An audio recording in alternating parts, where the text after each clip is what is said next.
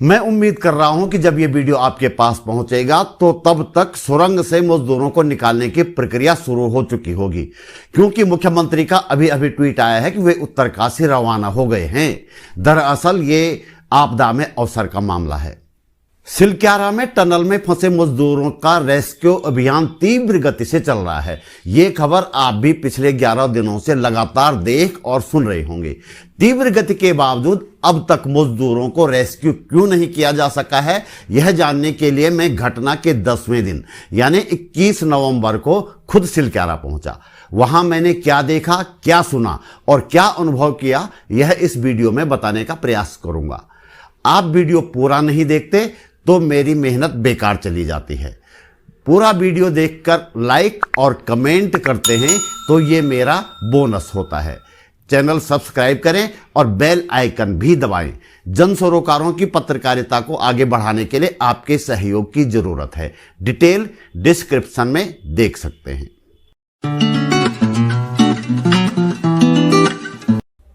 नमस्कार, आप देख रहे हैं सरकार की नहीं सरोकारों की बात बोलेगी। मैं त्रिलोचन भट्ट।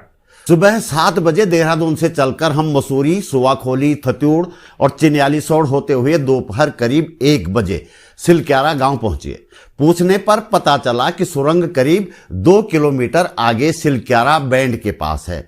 मौके से कुछ ही दूर सुरक्षा कर्मियों ने हमें सुरंग की तरफ जाने से रोक लिया और गाड़ी यमुनोत्री रोड पर खड़ी करने के लिए कहा। हमने वैसा ही किया। मौके पर भीड़ है। सुरंग के मुहाने पर बड़ी बड़ी मशीनें हैं। सेफ्टी जैकेट और हेलमेट पहने सुरक्षाकर्मी, मजदूर और कुछ अन्य लोग नजर आ रहे हैं। सुरंग के ठीक नीचे एक छोटा पानी का गदेरा है। गदेरा मलबे से पटा हुआ है। इसी गदेरे में बैरिकेड लगाया गया है। उस तरफ सिर्फ बचाव कार्य में लगे लोगों को जाने की अनुमति दी जा रही है। गधेरे के इस तरफ की पहाड़ी पर सुरंग के मुहाने के ठीक सामने एक टेंट लगा हुआ है। वहां मीडिया गैलरी का बोर्ड लगा है। वहां दर्जनों की संख्या में कैमरे तने हुए हैं। कैमरों के पास सुरंग के सुरसा जैसे मुंहों के अलावा कैद करने के लिए कुछ नहीं है। कैमरा जूम करने पर टनल के अंदर कुछ सुरक्षाकर्मी दिखते हैं और वेल्डिंग से निकल रही चिंगारियां नजर आती हैं। इससे आगे घनघोर अंधेरा है। हम वहां मौजूद जानकार पत्रकारों से जानने की कोशिश करते हैं कि हो क्या रहा है। वे अपना रोना लेकर बैठ जाते हैं। उनकी शिकायत है कि न तो उन्हें अंदर जाने दिया जा रहा है और न ही नियमित रूप से सूचनाएं दी जा रही हैं। कोई भी अपडेट होती है तो सिर्फ न्यूज एजेंसियों को दी जा रही है। शाम को कंपनी यानी टनल बनाने वाली कंपनी नवयुग इंजीनियरिंग लिमिटेड के अधिकारी आकर 2 लाइन ब्रीफ कर देते हैं। हमें पता चलता है कि सुरंग में फंसे कई लोगों के परिजन यहां आए हुए हैं, लेकिन वे आसपास कहीं नजर नहीं आते।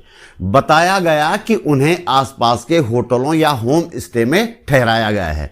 उन्हें यह कहकर सुरंग के आसपास न आने के लिए कहा गया है कि जो भी सूचना होगी सबसे पहले उन्हें दी जाएगी। ऐसे में सुरंग में फंसे हुए लोगों के परिजनों से मिलना संभव नहीं हो पाया। बचाव कार्यों में लगे कुछ मजदूरों को रोककर हमने उनसे स्थिति के बारे में जानने की कोशिश की, लेकिन वे रटाए जवाब दे रहे हैं कि काम ठीक चल रहा है, शाम तक या कल तक सभी बाहर आ जाएंगे। कुछ स्थानीय लोग हैं, वे भी इसी वाक्य को दोहरा रहे हैं। हमें पता चला कि जो अमेरिकन ऑगर ड्रिलिंग मशीन 15 नवंबर को यहां आई थी, वह तो 16 अप्रैल को ही बंद हो गई थी। इस मशीन के माध्यम से मलबे को ड्रिल करके 900 मिलीमीटर व्यास के पाइप दूसरी तरफ पहुंचाने का काम शुरू हुआ था। मशीन केवल 21 मीटर पाइप ही अंदर पहुंचा पाई थी। मशीन खराब हो गई थी। पुर्जे मंगवाकर मशीन को फिर से समय शुरू किया गया जब हम वहीं मौजूद थे। से पाइप अंदर पुश करने का काम आधी रात के बाद शुरू हो सका। आज यानी 12 नवंबर तक 24 मीटर पाइप पुश किया जा सका, यानी कि कुल 45 मीटर पाइप अब तक मलबे में पुश हो गया है और मजदूर 62 मीटर दूर फंसे हुए हैं, यानी कि 17 मीटर पाइप और पुश करना अभी बाकी है। शाम तक की यह खबर है। इस बीच बचाव टीम ने इतना जरूर किया कि 6 इंच मोटी पाइप मजदूरों तक पहुंचा दी। इसके माध्यम से उन्हें खाना और अन्य जरूरी सामान कल सुबह से भेजने का काम शुरू हुआ और एक कैमरा भी भेजा गया जिस पर फंसे हुए मजदूरों की झलक दुनिया ने पहली बार देखी फंसने के बाद। इस वीडियो के आने के बाद फिर से मीडिया में जोरदार खबरें चली कि बस अब तो मजदूर निकलने ही वाले हैं, लेकिन 2 दिन बाद भी वे अभी तक नहीं निकले हैं। उम्मीद की जा रही है कुछ देर में निकलेंगे। जैसे कि आप जानते हैं, अब रेस्क्यू ऑपरेशन की कमान ऑस्ट्रेलिया के वैज्ञानिक अर्नोल्ड डिस के हाथ में है। उन्होंने मलबे के पाइप डालने के काम में कुछ बदलाव किया है।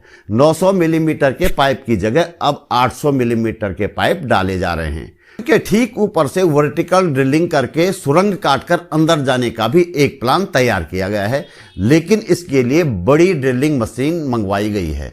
मशीन को सुरंग के ऊपर तक पहुंचाने के लिए अप्रोच रोड बीआरओ ने कल ही बना दी थी। हालांकि मशीन अभी यहां मौके पर नहीं पहुंची है। तमाम लोगों से बातचीत में हमें कई बातें पता चली। काफी प्रयास के बाद एक मजदूर बात करने के लिए तैयार हुआ। उसका कहना था कि सुरंग 200 मीटर आगे जाकर दाहिनी तरफ मुड़ रही है। सुरंग से कुछ दूरी पर एक छोटी सुरंग बनाई जाती तो 40 मीटर पर ही फंसे मजदूर मिल जाते। मजदूर का कहना था कि हमने देसी जुगाड़ से वहां तक पहुंचने की बात कही थी, लेकिन नहीं मानी गई क्योंकि उसमें सुरंग के एक हिस्से को तोड़ना पड़ता। कुछ पत्रकारों ने भी यह बात कही कि सुरंग की चिंता किए बिना पहले दिन ही रेस्क्यू शुरू किया जाता तो मजदूरों को तीसरे या चौथे दिन ही निकाला जा सकता था। पत्रकारों के बीच राज्य के सूचना महानिदेशक लगातार मौजूद हैं, लेकिन सूचनाओं के लिए पत्रकार परेशान हैं। सूचना महानिदेशक वहां क्या कर रहे हैं, यह बात समझ से परे है। हालांकि वे प्रेस ब्रीफिंग में बैठते हैं, लेकिन जानकारी देने की जिम्मेदारी कंपनी के लोगों की ही है। मौके पर CPI-ML के राज्य सचिव इंद्रेश मैखुरी भी आए हैं, उन्हें सुनते हैं। 11 में सुरंग के रेस्क्यू का काम आज 11वें दिन भी ऐसी कोई संभावना जैसा प्रचार किया जा रहा है कि बस कुछ ही क्षण बाकी हैं, तो वैसा तो नहीं दिखाई दे रहा। और ये भी बहुत साफ तौर पर दिखाई दे रहा है कि एजेंसीज के बीच में समन्वय की काफ़ी कमी है।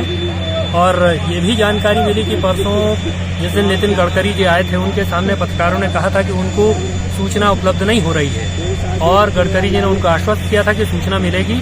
तो सूचनाओं के प्रवाह पर और अधिक शिकंजा कस दिया गया है। वो लोगों को सूचना मिलने में भी परेशानी हो रही है। अभी भी ये सवाल, बड़ा सवाल है कि ये जो सुरंग है जिसके भीतर 41 लोग कैद हैं 11 तारीख की रात से, एक तरह से कहिए 11 नवंबर की रात से ही, तो उनको कब तक बाहर निकाला जा सकेगा। सारे वीडियो में इतना ही। उम्मीद है अगला वीडियो मजदूरों के सकुशल और सुरक्षित बाहर निकल जाने के बाद ही बन पाएगा। पहाड़ों में हो रहे विध्वंसक विकास पर गंभीर सवाल उठाए जाने का सिलसिला अब तेज किया जाएगा।